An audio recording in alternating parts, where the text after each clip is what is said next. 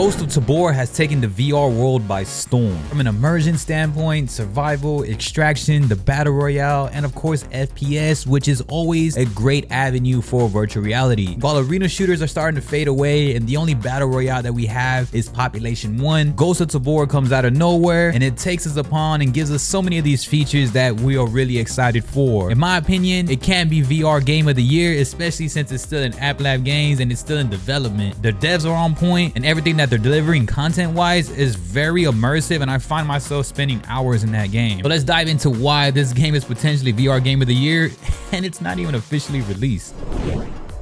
When I first started Ghosts of Tabor, I had no idea what it was. It was the Escape from Tarkov situation, which I felt Escape from Tarkov was kind of boring when you're playing it flat screen, right? But when I started playing Ghosts of Tabor and started understanding everything, I didn't know I still don't understand a lot of the lingo and education. I just started a few days ago. Actually, I just got it. I did the Oculus 30 discount code and I actually got it. When I first dove into everything, it's a long tutorial. Every gun you have to really study upon. You had to study upon the mag situation, how to create ammo, and being able to load up everything. Those were all crafting situations that I had to learn. Survival points on how you are eating food and drinking the water, and then what can go in your backpack and what can go in your holsters and how you can hold frags. All of that was really cool. It's a piece by piece assembly. First, it comes off to you as a tedious grind and it's very gruesome and fearful. You're like, dang man, I don't want to jump into this, especially if you're like me and you're used to arcade shooters. One of our most favorite games in the world is Pavlov and Contractors. So when I came upon this game, it was a whole different direction. Now what I did enjoy was that it still had a battle royale implementation that we all love, because at the end of the day we do need a battle royale format versus just your typical multiplayer FPS arena shooters, which get very boring on both flat screen and in VR. He teaches you everything on how to use everything, the understanding, the lingo. You set up your settings and you're gonna go into your safe house, and when you go into your safe house there's actually an orientation tape also. So everything from key cards and grabbing missions and being able to go into full-on raids slash getting yourself extracted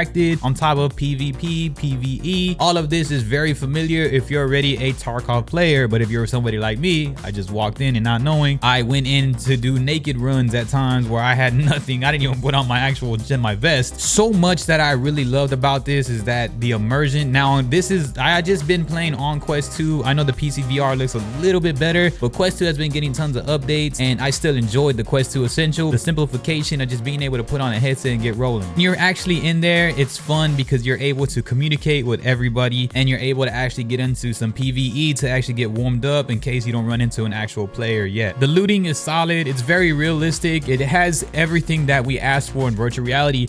Now these types of games are far more immersive in virtual reality than they are in actual just flat screen PC play, which made me enjoy this game a lot more, because I was thinking like, man, I'm not really a fan of Tarkov when I'm playing on PC, or at least watching it. But when I tried it in VR, I was like, oh yeah, this is dope. The looting is fun. You can still hold your Glock or your pistol, then you can hold an actual either an AR or an SMG in your main, and then you can actually have another gun in your hand. So you can still have technically 3 guns on you while having your backpack and with your health and everything, food and water bottle. I felt that that's very solid to be able to jump into something, jump into a raid and be able to get extracted. Now everything is so fun because in virtual reality what we ask for is a actual experience to feel like we are part of the game and immersed. The games that excel the most are the ones that we feel much more immersed in. Games like Resident Evil 4, games that are hand tracking, or games that are really involving mixed reality now. Like anything that either can show to the audience or prove to ourselves that we're actually a part of the game and actually give us a grind and progression to get to is the reason why that this game is definitely something you should look into. From all types of progressions and missions and side quests and meeting people, you can meet friendlies or you can meet people that you just don't like and you just go at them immediately. There's no reasoning as to why this isn't VR Game of the Year, and it's not even officially released yet. This was a market that needed to be filled and a need that needed to be happening. Smaller grind make it much more presentable and enjoyable, and it gives you content. So now we look at it as an audience perspective. Audiences can join you on journeys and being able to see you grow in this game, and also from your own selfish perspective,